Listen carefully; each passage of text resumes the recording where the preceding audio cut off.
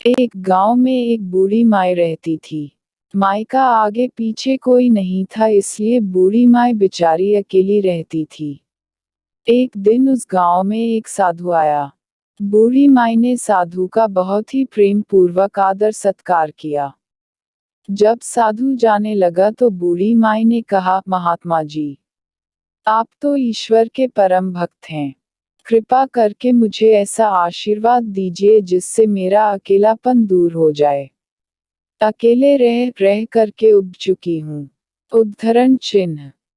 साधु ने मुस्कुराते हुए अपनी झोली में से बाल गोपाल की एक मूर्ति निकाली और बुढ़िया को देते हुए कहा, माँ ये लो आपका बालक है, इसका अपने बच्चे की तरह प्रेम पूर्वक लालन पालन करती रहना। बुढ़िया माई बड़े लाड़ प्यार से ठाकुर जी का लालन पालन करने लगी। एक दिन गांव के कुछ शरारती बच्चों ने देखा कि माई मूर्ति को अपने बच्चे की तरह लाड़ कर रही है। नटखट बच्चों को माई से हंसी मजाक करने की सूझी। उन्होंने माई से कहा, अरे मैया सुन, आज गांव में जंगल से एक भेड़िया घुस आया है, जो छोटे बच्चों को उठाकर ले जाता है और मारकर खा जाता है। तू अपने लाल का ख्याल रखना, कहीं भेड़िया इसे उठाकर ना ले जाए।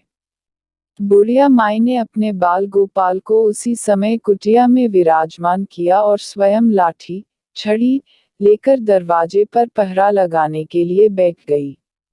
अपने लाल को भेड़िए से बचाने के लिए बुढ़िया माई भूखी प्यासी दरवाजे पर पहरा देती रही।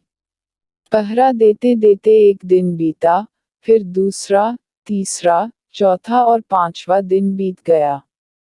बुढ़िया माई 5 दिन और 5 रात लगातार, बगैर पल के झपकाए, भेड़िए से अपने बाल गोपाल की रक्षा के लिए पहरा देती रही। उस भोली भाली मैया का यह भाव देखकर ठाकुर जी का हृदय प्रेम से भर गया। अब ठाकुर जी को मैया के प्रेम का प्रत्यक्ष रूप से आस्वादन करने की इच्छा हुई।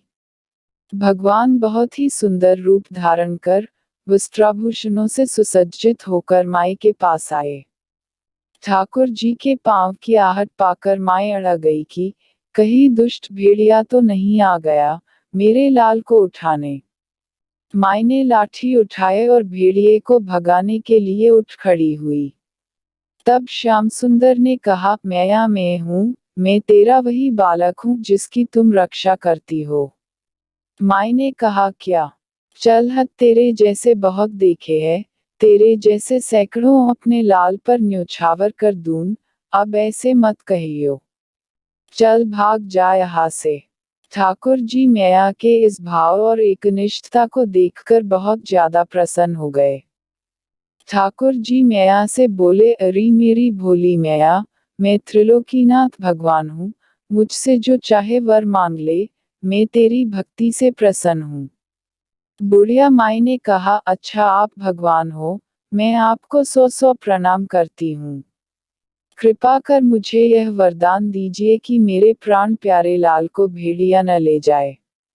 अब ठाकुर जी और ज्यादा प्रसन्न होते हुए बोले, तो चल मैं तेरे लाल को और तुझे अपने निज धाम लिए चलता हूँ। वहाँ भेड़िए का कोई भय नहीं है। इस तरह प्रभु बुढ़िया माई को अपने निज धाम। सीख।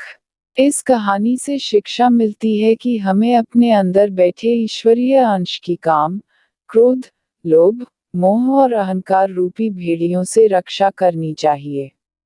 जब हम पूरी तरह से तन्मय होकर अपनी पवित्रता और शांति की रक्षा करते हैं तो एक न एक दिन ईश्वर हमें दर्शन जरूर देते हैं। भगवान को पाने का सबसे सरल मार्ग है, भगवान को प्रेम करो निष्काम प्रेम, जैसे बुढ़िया माई ने किया।